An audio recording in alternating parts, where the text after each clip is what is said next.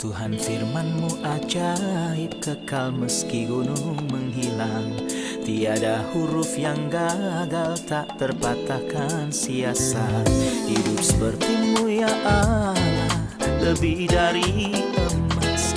Aku bersaksi kitab-Mu, kitab yang suci. Mendengarkan firman-Mu, hibur hati yang duka. Terangilah langkahku kemanapun ku pergi. Biarkanlah firman-Mu berkuasa atasku. Ubahkanku, bebaskanku, ku mau menyenangkan-Mu. Tuhan firman-Mu ajaib, kekal meski gunung. Ubah dan bebaskan aku, mau menyenangkan-Mu. Salam jumpa pemirsa terkasih, saya menyambut Anda sekalian dimanapun Anda berada dalam episode terbaru program studi harian kita, Semua Kitab Suci. Dalam studi ini kita telah tiba di surat kepada jemaat Roma, pasal 11, yang adalah pasal sangat penting dalam bagian yang berisikan pembagian zaman dalam kitab Roma. Kita tahu bahwa pasal 1-8 adalah bagian yang sifatnya doktrinal. Namun pasal 9, 10, dan 11 adalah bagian yang berisi pembagian zaman yang berbicara tentang masa lampau bangsa Israel, umat Allah pada zaman dulu, dan masa kini mereka serta masa depan mereka. Untuk memulai izinkan saya menyambut tamu kehormatan di studio, hamba Tuhan Yosef Riyad. Selamat datang Saudara Yosef. Selamat datang Saudara Riyad. Sebuah kehormatan. Tuhan berkatimu. Juga para hadirin yang telah bergabung bersama kami di studio, selamat datang. Saudara Yosef, saya ingin mendengar komentar Anda tentang hubungan antara ketiga pasal ini mengenai bangsa Israel, bangsa zaman terdahulu. Pasal 9 berbicara tentang masa lalu mereka, pasal 10 berbicara tentang masa kini mereka, dan pasal 11 berbicara tentang masa depan mereka. Kita telah melihat bahwa sang rasul merasakan duka cita mendalam dan yang berlanjut dalam hatinya, itu tercatat dalam pasal 9.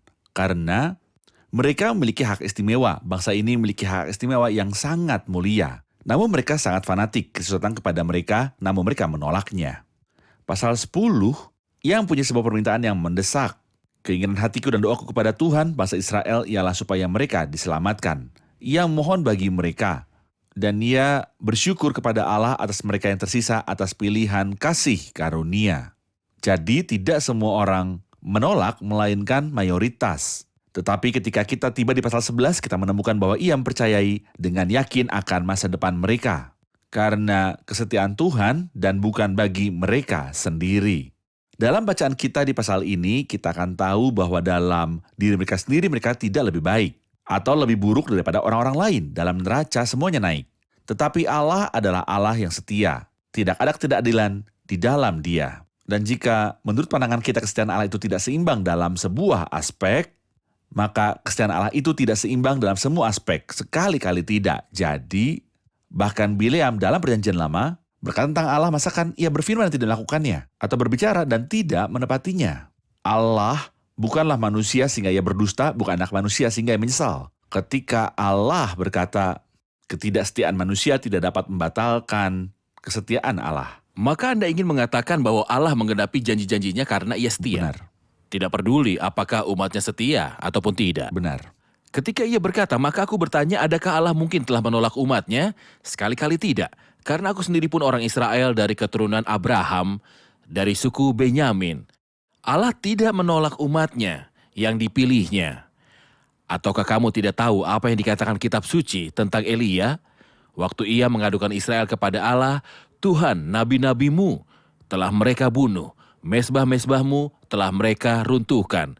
Hanya aku seorang dirilah yang masih hidup dan mereka ingin mencabut nyawaku. Namun apakah tanggapan ilahi kepadanya? Aku masih meninggalkan 7.000 orang bagiku yang tidak pernah sujud menyembah Baal. Ia ingin mengatakan tentang kasus di mana ia menyebut dirinya sendiri dan tentang kecelakaan Elia untuk membuktikan Allah tidak menolak umatnya. Mengapa ia mengajukan pertanyaan ini di awal pasal ini? Adakah Allah mungkin telah menolak umatnya?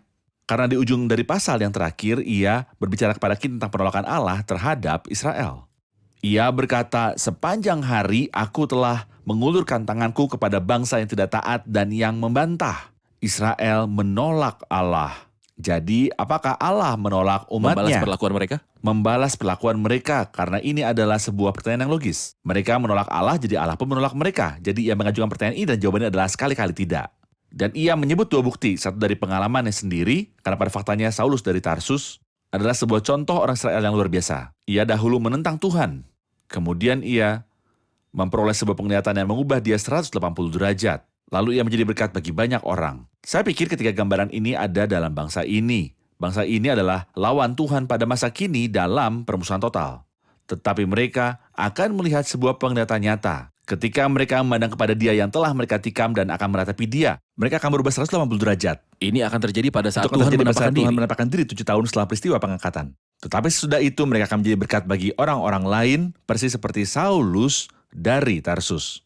Setelah berbicara tentang dirinya sendiri, adakah Allah mungkin telah menolak umatnya? Sekali-kali tidak, karena aku sendiri pun orang Israel dari keturunan Abraham dan suku Benyamin. Ia menyebut kisah tentang Elia. Keindahan kisah tentang Elia adalah bahwa Elia mengeluh tentang Israel, bahwa mereka tidak setia. Tetapi aku setia, oh Tuhan. Jadi Tuhan menjawab, jangan terlalu percaya akan kesetiaanmu. Tetapi aku setia, aku masih meninggalkan 7.000 orang bagiku yang tidak pernah sujud menyembah Baal.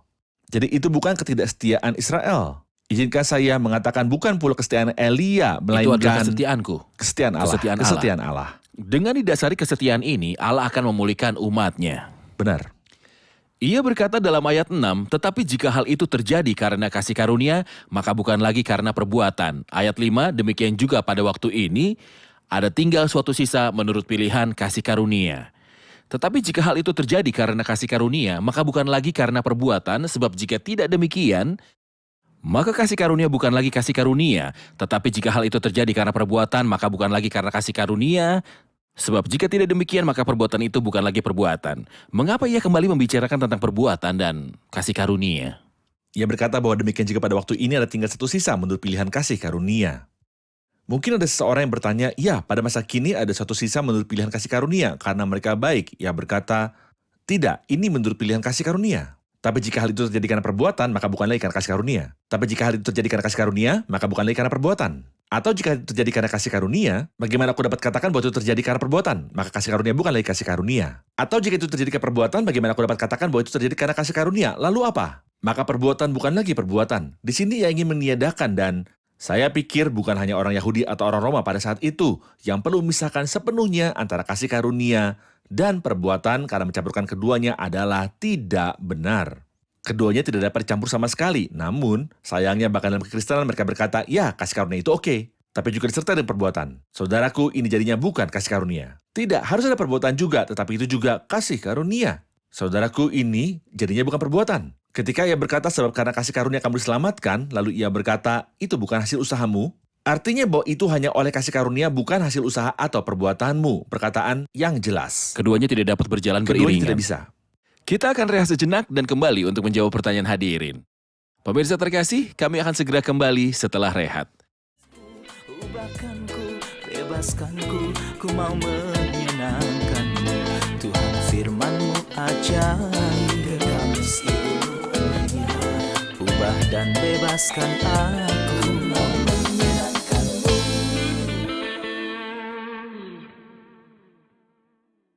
Kami kembali pemirsa terkasih untuk menjawab pertanyaan hadirin di studio. Dalam ayat 7 ia berkata, jadi bagaimana? Israel tidak memperoleh apa yang dikejarnya, tetapi orang-orang yang terpilih telah memperolehnya dan orang-orang yang lain telah tegar hatinya. Kami membutuhkan sebuah penjelasan tentang ayat ini. Mohon jelaskan tentang ayat 7, Saudara Yosef. Saya pikir Israel mengejar kebenaran. Seperti telah kami katakan di pasal terakhir. Mereka mengejar kebenaran tapi tidak memperolehnya karena mereka menginginkan kebenaran karena hukum Taurat. Atau mereka ingin buktian kebenaran dari diri mereka sendiri. Mereka tidak memperolehnya. Tapi orang-orang yang terpilih memperolehnya karena mereka memperolehnya sebagai sebuah karunia dari Allah. Pemberian yang cuma-cuma. Orang-orang yang terpilih telah memperolehnya dan orang-orang yang lain telah tegar. Atau buta hatinya. Setelah mengatakan bahwa orang-orang lain yang dibutakan, ia berkata dalam ayat selanjutnya, Allah membuat mereka tidur nyenyak, memberikan mata untuk tidak melihat dan telinga untuk tidak mendengar. Seperti sudah kita sepakati bahwa Allah tidak mulai dengan membutakan orang-orang. Tetapi ketika orang-orang mengeraskan hati mereka dan bersikeras untuk mengeraskannya, saya pikir kalau Anda membaca sejarah, entah itu dalam kitab-kitab Injil atau dalam kisah para rasul, Anda akan membenarkan Allah. Allah telah amat sangat menahan diri terhadap mereka, tetapi pada akhirnya Ia menyerahkan mereka pada kebutaan sebagai hukuman mereka, sebagaimana kita diberitahukan dalam ayat-ayat ini. Ketika ia berkata dan orang-orang yang lain telah tegar hatinya, apakah ia merujuk pada Israel lagi atau berbicara pada umumnya tentang manusia yang tidak menaati firman? Saya pikir perkataan di sini adalah tentang Israel, walau prinsipnya berlaku pada semua manusia. Dalam ayat 9, ia berkata, biarlah jamuan mereka menjadi jerat dan perangkap, penyesatan dan pembalasan bagi mereka, dan biarlah mata mereka menjadi gelap sehingga mereka tidak melihat, dan buatlah punggung mereka terus-menerus membungkuk. Ini sangat sulit dan perlu dianalisa kata per kata untuk mengetahui apakah ini sebuah hukuman atau sebuah hasil atas tuaian dari apa yang mereka tanam. Ini sulit. Ya, saya sepakat dengan Anda, tetapi mereka pantas mendapatkan ini, bukan? Tentu saja pantas. Kristus datang pada mereka dengan segala kebaikan dan mengadakan berbagai tanda ajaib dan mujizat yang membuktikan bahwa ia adalah Mesias. Mereka tidak bisa berdalih. Dan sesudah ia bangkit dari kematian, ia memberi mereka bukti bahwa ia telah bangkit dari kematian, tatkala para penjaga pergi pada mereka dan mengatakan apa yang telah terjadi. Lalu mereka diberi sejumlah besar uang suap untuk membuat mereka mengatakan bahwa murid-muridnya telah mencuri jasadnya. Hal itu adalah sebuah desakan dan perencanaan. Allah begitu bersabar terhadap mereka, tetapi waspadalah, Allah tahu hasilnya dari sejak awal dan telah memperingatkan mereka. Jangan lupa bahwa ketika ia menangis, ia terisak-isak ketika sedang menuruni Bukit Zaitun saat ia melihat kota itu. Wahai betapa baiknya jika pada hari ini juga engkau mengerti apa yang perlu untuk damai sejahteramu. Tapi sekarang hal itu tersembunyi bagi matamu. Sebab akan datang harinya bahwa musuhmu akan melakukan hal ini dan itu. Dan saat ia menuju kayu salib, ia berkata kepada putri-putri Yerusalem, sambil memikul salib dan mereka meratapi dia, Janganlah ia berkata kamu kepada menangisi mereka, aku. janganlah kamu menangisi aku, melainkan tangisilah dirimu sendiri dan anak-anakmu. Akan tiba masanya orang berkata, walaupun orang Yahudi. Seperti lingkungan kita di timur memandang anak-anak adalah anugerah yang besar. Berbahagialah perempuan mandul dan yang rahimnya tidak pernah melahirkan dan yang susunya tidak pernah menyusui. Sebab jikalau orang berbuat demikian dengan kayu hidup yaitu aku, apakah yang akan terjadi dengan kayu kering yaitu anak-anakmu? Hari-hari yang berat akan datang. Bukan hanya Kristus yang mengatakan itu, bila Anda membaca Mazmur 69, Mazmur tentang penderitaan Kristus. Di kayu salib, dalam Mazmur yang sama, kita menemukan kutipan Daud. Daud berkata, lalu ia menyebut, Mazmur pasal 69. Seakan ia ingin memberitahu mereka, Daud berkata kepadamu dan Musa sebelum Daud serta Yesaya sesudah mereka dan aku putra Allah datang dari surga dan berkata kepadamu. Lalu, itu benar-benar sangat berat. Walaupun itu berat, Allah melihatnya. Apakah Allah memberikan mereka neraka? Apakah neraka sebuah permainan? Apakah itu guyonan? Neraka adalah sebuah kebenaran yang mengerikan. Yang oleh beberapa orang dikatakan, itu mustahil. Tidak, itu mustahil. Apakah Tuhan mengatakan hal yang mustahil? Tidak, mustahil. Namun apakah Allah ingin manusia masuk ke neraka? Ia tidak cuma satu kali memperingatkan, tapi ratusan kali, mungkin ribuan kali, namun manusia tetap bersikeras. Jadi apalagi yang bisa dilakukan kepada kebun anggurku yang belum pernah kulakukan di dalamnya? Saudara Yosef, ketika ia berkata biarlah jamuan mereka menjadi jerat, diketahui bahwa meja jamuan adalah tempat di mana orang beristirahat dan bersenang-senang. Benar. Seseorang duduk di meja jamuan, tetapi mejanya menjadi jerat baginya. Bagaimana hal itu terjadi dengan Israel dan bagaimana hal itu akan digenapi? Saya membaca bahwa ketika Titus orang Romawi masuk ke Yerusalem, ia mengepung dan menghancurkannya. Ia menyalibkan orang-orang muda. Itu mengerikan, suatu jumlah yang luar biasa. Itu terjadi pada hari Paskah. Mereka menyalibkan anak Allah pada hari Paskah. Ketika mereka sedang makan dan menikmati domba panggang, anak domba Allah sedang dipanggang di atas kayu salib. Hari-hari datang dan pergi setelah 40 tahun, sebuah batas waktu tergenapi. Titus orang Romawi datang dan pada hari raya Paskah yang sama sementara mereka sedang menikmati anak domba Paskah. Pada saat yang sama terjadilah seperti yang ia katakan, sebuah jerat dan sebuah perangkap. Sebuah penyesatan Dan sebuah pembalasan bagi mereka. Pembalasan artinya hukuman, pembalasan dengan jenis atau tindakan yang sama dilakukan pada mereka. Inilah hasil dari dosa saudara ayat. Jadi mari kita menarik perhatian semua hadirin untuk meluputkan diri seperti Alkitab katakan, selamatkanlah nyawamu. Selamatkan diri dari murka yang akan datang. Ini sebuah hukuman yang sangat sederhana dibandingkan dengan apa yang akan terjadi pada mereka di masa mendatang ketika masa kesusahan besar. Benar? Dan akan lebih sulit lagi di neraka. Tempat yang dituju oleh semua manusia. Ayat 11, maka aku bertanya adakah mereka tersandung dan harus jatuh? Sekali-kali tidak. Tetapi oleh pelanggaran mereka, keselamatan telah sampai kepada bangsa-bangsa lain supaya membuat mereka cemburu. Apa arti membuat mereka cemburu dan keselamatan telah sampai kepada bangsa-bangsa lain? Ia ingin mengatakan bahwa 3 hal telah terjadi secara beruntun. Pertama, mereka jatuh atau melanggar dan ini adalah sebuah pernyataan yang diringankan karena ia mengasihi mereka. Allah sendiri mengasihi mereka dan mengasihi Ia semua tidak menganggap orang. bahwa itu dilakukan dengan sengaja. Dia tidak anggap dilakukan dengan sengaja dan tidak menganggap itu sudah final. Tapi apa mereka tersandung supaya mereka jatuh sekali dan tidak jatuh lagi untuk selamanya? Tentu tidak, namun melalui kejatuhan mereka, maka ia menganggap ini sebuah kejatuhan. Artinya jika seseorang jatuh, Anda berjalan, lalu Anda jatuh. Itu bukan akhir, Anda akan Dan bangkit dan melanjutkan. melanjutkan perjalanan. Jadi ia anggap ini sebuah kejatuhan. Mereka akan bangkit jika Allah berkenan dan mereka akan bangkit dari kejatuhan mereka. Tapi kejatuhan ini punya sebuah konsekuensi. Itu akan buat sebuah berkat bagi bangsa-bangsa. Namun lewat kejatuhan mereka, keselamatan telah datang pada bangsa-bangsa dunia Yahudi. Tetapi keselamatan bangsa-bangsa ini diharapkan untuk menghasilkan hal ketiga, yaitu untuk memancing kecemburuan mereka, yaitu agar mereka menjadi cemburu sehingga mereka mau bertobat dan diselamatkan juga. Lihatlah, Anda betapa Allah kita yang besar dan baik ingin agar semua orang diselamatkan, dan lewat kejatuhan mereka, bangsa-bangsa non-Yahudi dapat diterima. Dan lewat penerimaan bangsa-bangsa non-Yahudi, orang Yahudi didorong untuk menjadi cemburu lalu kembali dan dilembutkan lagi hatinya. Untuk kembali memiliki hubungan dengan Allah, inilah Allah kita. Saya merasa saat melihat Allah tidak gagal dan tahu bagaimana menembak semua burung dengan satu batu, jika saya Bagi dia boleh, kemuliaan, benar. lewat kejahatan mereka ia memakai kejatuhan ini agar dapat membawa bangsa non-Yahudi, dan lewat dibawanya bangsa non-Yahudi, ia ingin mendesak mereka untuk kembali. Ia tidak sedang membuang-buang waktu. Benar. Ketika kita tiba di akhir pasal, kita diberitahu, oh alangkah dalamnya kekayaan, hikmat, dan pengetahuan Allah.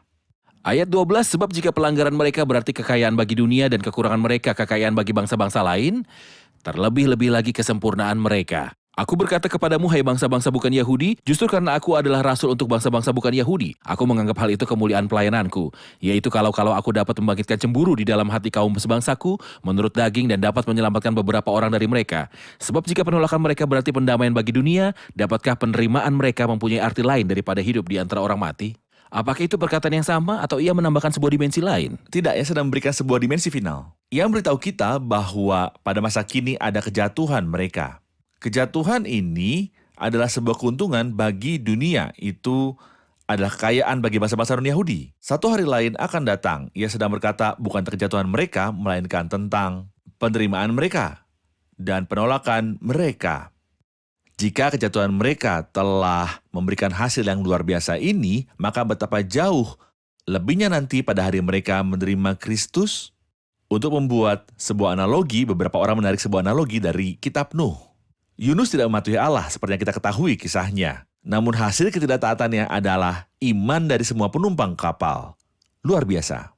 Tetapi sesudah itu, ia ditelan oleh ikan besar selama 3 hari 3 malam. Dan persis seperti yang kita diberitahu bahwa bangsa ini pada hari ketiga, ia akan membangkitkan kita supaya kita bisa hidup di hadapannya. Dan Yunus pun pergi dan berkhotbah. Ketika ia taat, tidak hanya kapal, para penumpang di kapal pun selamat, tetapi seluruh kota itu, ibu kota dunia pada saat itu, percaya pada Kristus. Yunus melambangkan bangsa ini ketika mereka menolak dan tidak patuh, ada sebuah berkat. Lalu berapa banyak berkatnya nanti ketika mereka mentaati Tuhan serta menerima juru selamat, bagaimana akan jadinya itu? Hal itu akan menjadi hidup kebangkitan dari kematian. Itu akan menjadi kekayaan bagi seluruh dunia. Kita rehat sejenak dan kembali untuk menjawab pertanyaan hadirin. Pemirsa terkasih, kami akan segera kembali setelah rehat. Ubahkanku, bebaskanku, ku mau menyenangkanmu. Tuhan firman-Mu ajaib, kekal seluruhnya. Ubah dan bebaskan aku, mau menyenangkanmu.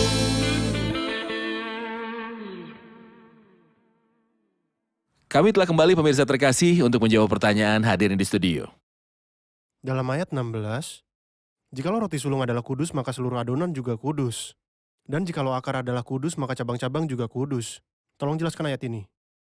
Mohon beri penjelasan tentang ayat ini, khususnya karena kami ingin tahu apakah roti sulung, seluruh adonan, akar, dan cabang. Kunci memahami firman Allah akan membantu kita agar dapat memahami firman Allah. Jika saya membaca sebuah ayat yang dimulai dengan kata dan, jikalau roti sulung adalah kudus, maka seluruh adonan juga kudus. Jikalau, saya harus melihat kata-kata sebelumnya karena ini adalah sebuah kata sambung. Apa yang mendahuluinya? Sebab jika penolakan mereka berarti perdamaian bagi dunia, dapatkah penerimaan mereka mempunyai arti lain daripada hidup dari antara orang mati? Ia ingin menetapkan prinsip. Jikalau roti sulung adalah kudus, maka seluruh adonan juga kudus. Jika ada sebuah berkat sebagai hasil dari penerimaan mereka, yaitu maka ada sebuah berkat seperti ia katakan. Di sini, jika ada sebuah berkat dalam penolakan mereka, maka betapa jauh lebih hebatnya sebuah berkat dalam penerimaan mereka.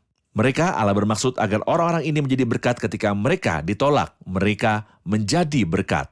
Dan ketika mereka akan terima, mereka akan menjadi berkat yang lebih hebat dan lebih besar di masa depan. Yang disebut hidup dari antara orang Kepada mati. siapakah persisnya mereka akan menjadi berkat di masa Kepada depan? seluruh dunia. Seluruh dunia? Seluruh dunia yang bertobat. Jika saya boleh berkata sebuah saluran, mereka akan menjadi sebuah saluran. Penyebab berkat dari Allah bagi semua bangsa di dunia, itulah tujuan Allah dari semula. Abraham, aku akan memberkatimu dan engkau menjadi berkat. Dan dalam keturunanmu semua suku di bumi akan diberkati. Aku ingin engkau menjadi saluran berkat yang membawa berkat. Sedihnya hasil dari usaha pribadi mereka, atau jika saya boleh berkata, kegagalan manusiawi mereka tidak menjadi seperti itu. Tetapi sebagai hasil dari kasih karunia Allah, Allah akan membuat mereka seperti itu. Di masa mendatang. Di masa mendatang, Dalam kerajaan milenium Kristus. Ketika ia berbicara dalam ayat 17, karena itu apabila beberapa cabang telah dipatahkan dan kamu sebagai tunas liar telah dicangkokkan di antaranya dan turut mendapat bagian dalam akar pohon zaitun yang penuh getah. Kepada siapakah ia berbicara? Kepada siapakah persisnya ia berbicara bahwa ia adalah pohon zaitun liar yang dicangkokkan di akar? Pada faktanya ayat ini penting dan adalah baik bahwa Anda bertanya. Karena beberapa orang mengeluarkannya dari konteks dan menyimpulkan bahwa orang percaya yang sejati dapat murtad dan binasa. Karena dari apa yang Rasul Paulus katakan di sini tentang memotong beberapa cabang dan mencakokkan mereka, lalu mereka dipotong kembali. Pada faktanya, ia sedang berbicara di sini tentang seorang yang biasa, orang non-Yahudi. Dan orang lain, orang Yahudi. Di sini ia sedang berurusan secara pembagian zaman, pasal-pasal ini seperti kita pahami. Pembagian zaman. Bersifat pembagian zaman. Ia tidak sedang bicara tentang keteguhan status orang percaya. Bukan, ini bukan hal itu. Bahkan stabilitas status orang percaya akan dinyatakan setelah beberapa saat ketika kita diberitahu bahwa sebab Allah tidak menyesali kasih karunia dan panggilannya. Tetapi di sini ia sedang berbicara tentang sebuah pembagian zaman. Apa yang telah terjadi? Pohon zaitun melambangkan kesaksian. Mengapa saya berkata bahwa pohon zaitun melambangkan kesaksian? Karena pohon zaitun selalu hijau. Itu adalah sebuah pohon yang selalu hijau daunnya. Ini adalah sebuah gambaran bahwa Allah tidak membiarkan dirinya tanpa Sebuah saksi. Namun ia dapat mengubah saksi-saksi. Allah tidak kesulitan melakukannya. Pada suatu waktu dahulu Israel adalah saksinya. Lalu Israel gagal. Allah menunggu Israel untuk suatu waktu yang lama. Mereka tetap tidak menghasilkan buah. Sebuah kesaksian bagi Allah dan kemuliaan bagi Allah. Beberapa cabang dipotong, tidak seperti pohon asli, pohon zaitun liar, dicangkokkan di pohon zaitun yang baik. Di sini ia berkata tidak seperti pohon asli, karena selalu tukang kebun melakukan yang berlawanan. Ia membawa cabang-cabang dari pohon zaitun sejati yang baik dari dirinya, ia ingin ada buah yang dihasilkan. Dan mencangkok mereka di pohon zaitun liar. Tidak, di sini kebalikannya yang terjadi. Jadi ia berkata, janganlah kamu bermegah. Karena bukan kamu yang menopang akar itu, melainkan akar itu yang menopang kamu. Oh penyembah berhala, kamu adalah pohon zaitun liar.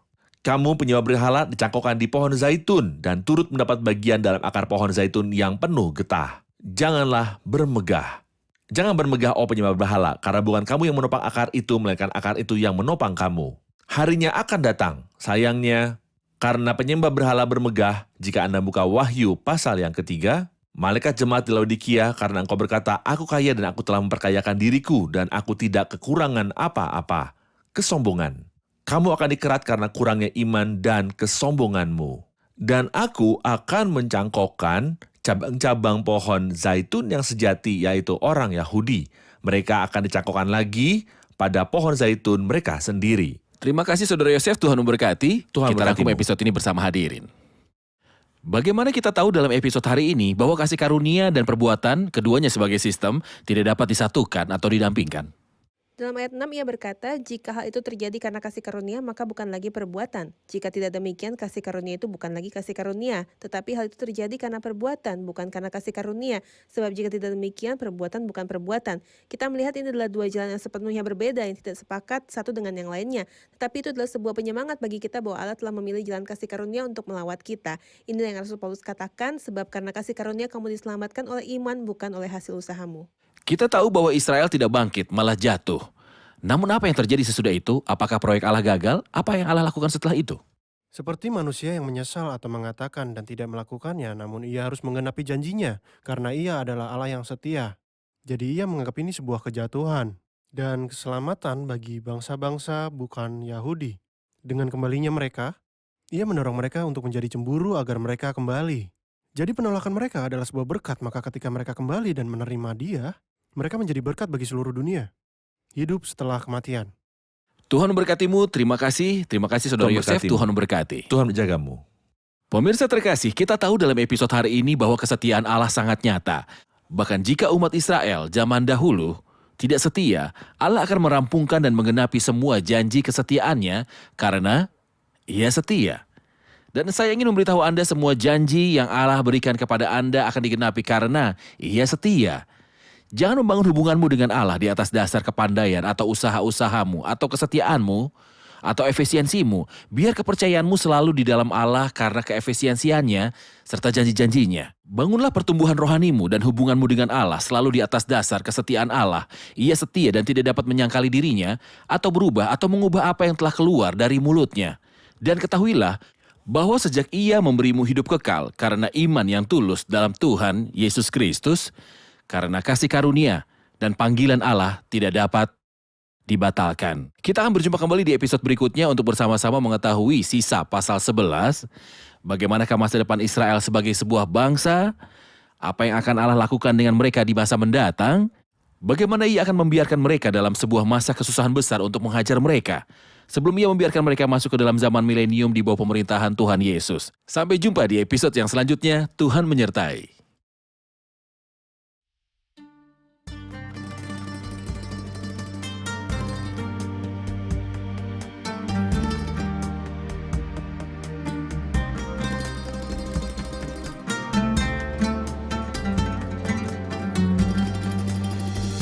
بين يديك الحانية وضعت رأسي في سلام، إذ لي عيناك سيدي ترعى وجودي لا تنام. ستبقى لي خلي الوفي ضمان قلبي وضامني، قيثارتي في وحدتي، ترنيمتي في غربتي، ففيك لي يا سيدي أنشودة لا تنتهي.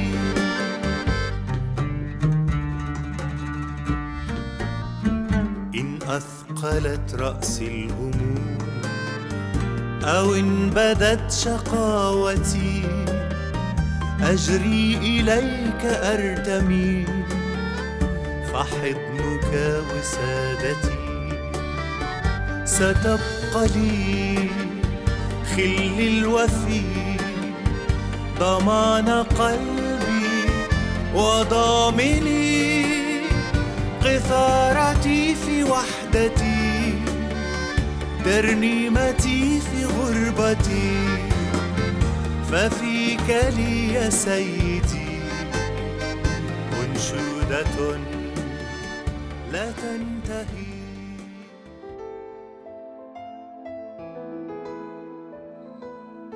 Tuhan firman-Mu ajaib, kekal meski gunung menghilang. Tiada huruf yang gagal, tak terpatahkan siasat. Hidup seperti-Mu ya Allah, lebih dari emas. Aku bersaksi kitab-Mu, kitab yang suci. Mendengarkan firman-Mu, hibur hati yang luka. Terangilah langkahku kemanapun ku pergi. Biarkanlah firman-Mu berkuasa atasku. Ubahkanku, bebaskanku, ku mau menyenangkan-Mu.